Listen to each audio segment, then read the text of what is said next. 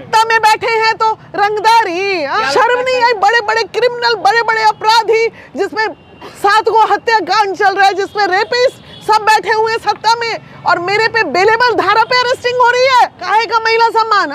क्या महिला सम्मान के लिए करते हैं ये, जरा बताइए तो। शर्म के आंसू है ये कि एक महिला को कुचलने के लिए पूरा का पूरा बिहार सरकार लग गया।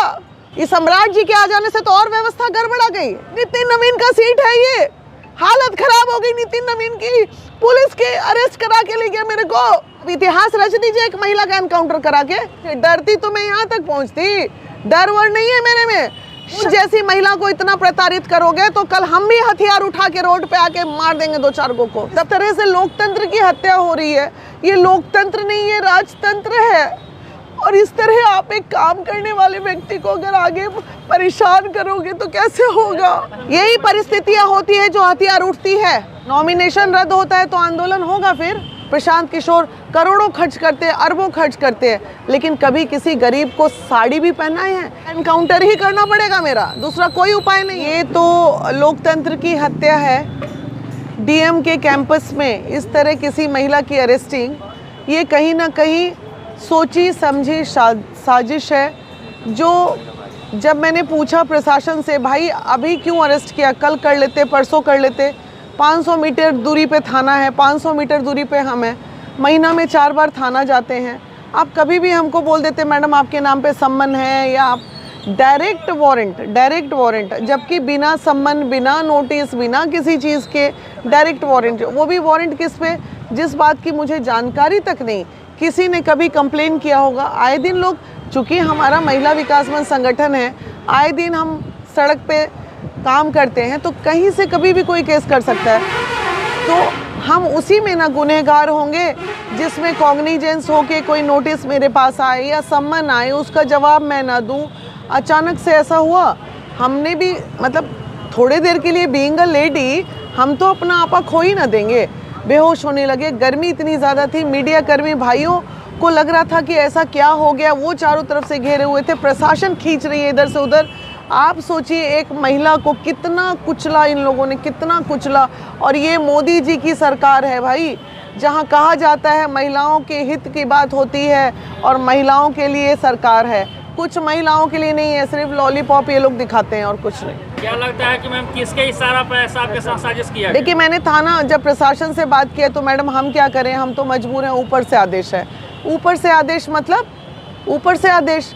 आप एक बात जान लीजिए, प्रशासन भी तो उन्हीं की सुनती है ना जिनकी सरकार होती है। जो सरकार में नहीं होता उसका प्रशासन सुनता है क्या? मतलब इन लोगों को राजनीतिक करनी है तो अच्छे से नहीं करनी है, छिया लेदर करना है। मतलब गड्ढा खोदे मेरे लिए, गिर गए खुद। अब पूछिए कैसे गिर गए। हमारी रैली रोड शो हो रही थी नामांकन की, सभी सैकड़ों गाड़ियां, हज़ारों बच्चे रोड शो में आ रहे थे। इन्हें लगा कि हम भी उसी में हैं, जबकि हम 10 बजे अपने नामांकन करने के लिए 5 लोगों के साथ अंदर थे। तो इन्हें लगा जैसी इनकी रैली यहाँ पहुँचेगी वहीं अरेस्ट कर लेंगे। लेकिन गलतफहमी हो गई प्रशासन के साथ भी। प्रशासन को लगा कि मैं अभी नामांकन करने जा रही हूँ, जबकि मैं नामांकन करके निकल रही थी, तब इन लोगों ने मेरे को अरेस्ट किया। इस केस के बारे में आपको पहले से कोई जानकारी नहीं? कोई जानकारी नहीं भैया, कोई नहीं। रहती तो कोई पागल है क्या कि उसमें मेंशन नहीं करता। जब मैंने अपने 4 केस को मेंशन किया है उसमें नॉमिनेशन के पेपर में, तो 5वें का नहीं करती। ये कोई अपराध थोड़ी था, बेलेबल धारा था, बेल ले लेते कभी हम जाके। क्या लगता है बिना मांगे से डर बीजेपी बोलने की जरूरत नहीं है, डर तो है बाबू आधी आबादी का। नामांकन रोकने की साजिश थी आपके साथ ये? अभी रात बीती नहीं है, कयामत की रात है। नामांकन कल सुबह 11 बजे तक भी रुक सकता है।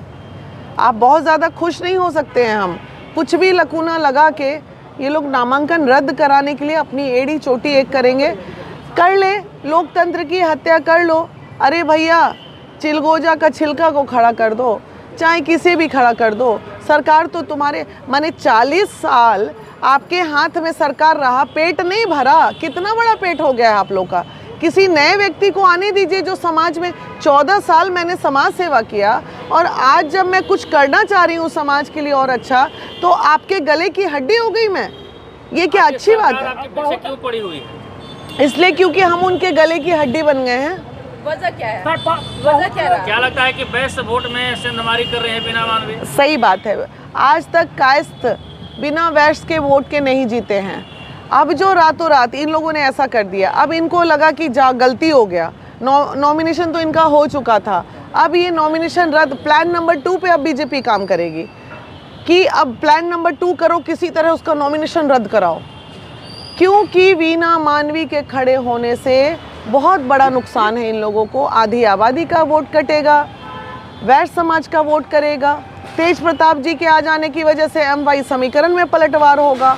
RJD ये सोच रही है कि समर्थक सोच रहे हैं अरे इतने साल तो एक के छोटा बेटा को दिए, चलो इस बार बड़का बेटा को दे, क्योंकि कैंडिडेट उनके साथ अच्छी है, एक अच्छी महिला है जो समाज को कुछ देना चाह रही है।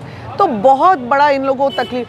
4 कैंडिडेट है ना जी, चारों को सामने खड़ा कर दीजिए और उनसे पूछ लीजिए इस बांकीपुर क्षेत्र के लिए अगर 10 काम भी किसी ने किया होगा चारों कैंडिडेट में, तो जो कहिए सो, चाहे वो प्रशांत किशोर ही क्यों ना हो। प्रशांत किशोर करोड़ों खर्च करते हैं, अरबों खर्च करते हैं, लेकिन कभी किसी गरीब को साड़ी भी पहनाए हैं, किसी गरीब की बेटी के शादी में 500 रुपये मदद भी किए हैं। आज हम आपके लिए इतने बुरे हो गए कि आप इस तरह की नीचता पे आप लोग उतर गए मेरे लिए। तो क्या बीना मानवी डर गई, डर जाएंगी? क्या बात कर रहे हो, बताइए तो। ये बहनों का ताकत, हम डर जाएंगे। बिना मानवी को खबर ये भी है कि काफी देर तक घुमाया गया, कभी दीघा घाट, कभी इधर कभी उधर। हाँ, मुझे वहाँ से ले जाके PMCH मेडिकल के लिए लोग ले जा रहे थे।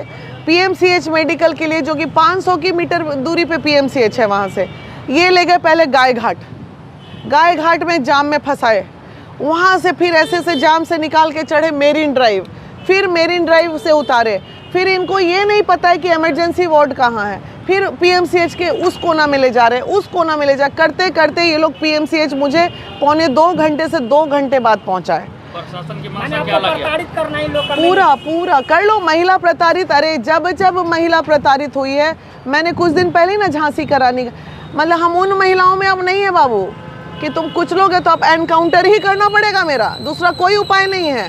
अब आपको समझ में आया कोई हथियार कैसे उठाता है, समझ में आया?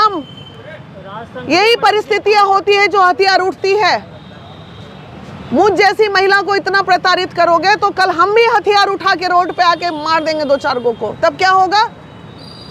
तब आप लोग एनकाउंटर कर दीजिएगा मेरा। अपनी आत्मरक्षा के लिए अगर मैं कुछ करूं तो गलत है। आपके हाथ में सत्ता है तो इसका मतलब कुछ भी अंधेरगर्दी चल रहा है क्या? जैसे चाहिएगा वैसे कीजिएगा। इस सम्राट जी के आ जाने से तो और व्यवस्था गड़बड़ा गई, कभी उधर एनकाउंटर, कभी उधर एनकाउंटर। अब इतिहास रच दीजिए एक महिला का एनकाउंटर करा के। एनकाउंटर की साजिश थी आपकी बेटी ने भी आरोप लगाया है। नहीं, ऐसी परिस्थिति में ही होता है ना, गले की हड्डी बनेंगे। मेरा परिवार है, मेरा बच्चा है, मैं अभी ही अपने तुरंत आप लोगों के PC के माध्यम से अपनी सुरक्षा का मैं डिमांड करती हूँ कि मुझे अति शीघ्र सुरक्षा प्रदान किया जाए सरकार द्वारा। और अगर जो सरकार ने सुरक्षा नहीं दी मुझे तो मैं मान लूं कि ये साजिश है, मेरी हत्या भी हो सकती है। तेज प्रताप यादव नहीं पहुंचे। तेज प्रताप यादव जी बाहर है, वो अभी लैंड कर गए हैं, थोड़ी ही देर में वो PC भी करेंगे और अभी मैं वहीं जा रही हूँ कार्यालय उनसे मिलने के लिए। न्यायालय से आपको इंसाफ मिला है? न्यायालय ने? हाँ, मैं न्यायालय का धन्यवाद। देखिए, जो कहते हैं ना हमारा संविधान में देर है अंधेर नहीं, जैसे ही वहाँ जाके मैं हाथ जोड़ के खड़ी हो गई, न्यायालय के से ज़्यादा वहाँ जितने एडवोकेट्स थे, कम से कम 15-20 एडवोकेट जिनको मैं नहीं पहचानती थी। मैडम घबराइए नहीं, हम बेल करवा रहे हैं। मैडम क्या है, मतलब मुझे कुछ आइडिया नहीं था, सभी उन लोगों ने कराया और तुरंत सारी स्थिति को देखते हुए उन्होंने। सबसे बड़ी बात, और प्रशासन को जब ये बोला गया, पहचान होता है ना वारंट इशू करने के पहले कि पहचानिए कि आप सही व्यक्ति को अरेस्ट कर रहे हैं, वो पहचान पत्र पे प्रशासन साइन नहीं कर रही है, तब जाके उनको वहाँ पे भी झाड़ लगी तो फिर साइन किया। नॉमिनेशन रद्द होता है तो आंदोलन होगा। फिर तेज प्रताप जी ने क्या कहा आपको? उनसे बात हुई थी आपकी गिरफ्तारी के बाद? मेरी तो बात ही नहीं हो पाई। समर्थक लोगों की बातें हुई हैं, उन्होंने तुरंत मुझे मैसेज किया है घबराइए मत। आप वो वीडियो भी बना के आपके? अच्छा, मैंने देखा नहीं अभी, चूंकि मैं खुद बहुत परेशान। आप मेरी मानसिक स्थिति आप लोग समझ सकते हैं। सरकार पर काफी गुस्सा में नजर आ रहे थे उस वीडियो। बोल रहे हैं कि एक महिला के साथ ये किया गया है, हम कृष्ण भगवान ने पूजा की है, सुदर्शन चक्र चलाएंगे। आप देखिए, एक महिला हूँ ना मैं, आखिर एक महिला कितना लड़ेगी? ये जो कहते हैं ना द्रौपदी की तरह ये लोग चीरहरण, पहले चरित्र का चीरहरण, उससे नहीं हुआ तो सोशल मीडिया का चीरहरण, उससे नहीं हुआ तो इस तरह का चीरहरण। भाई आप लोग क्यों इस तरह से करते हो? आखिर मैं मोदी जी से पूछना चाहती हूँ कि आपकी सरकार है और आपकी सरकार में इस तरह से लोकतंत्र की हत्या हो रही है। ये लोकतंत्र नहीं, ये राजतंत्र है। और इस तरह आप एक काम करने वाले व्यक्ति को अगर आगे परेशान करोगे तो कैसे होगा? भावुक क्यों हो रहे हैं आप? भावुक क्यों हो रहे हैं? डर मुझे किसी का नहीं है, मुझे दुख है। डर क्यों रहेगा मुझे? डरती तो मैं यहाँ तक पहुँचती। डर वर नहीं है मेरे में। शर्म के आंसू है ये कि एक महिला को कुचलने के लिए पूरा का पूरा बिहार सरकार लग गया। नितिन नवीन का सीट है ये।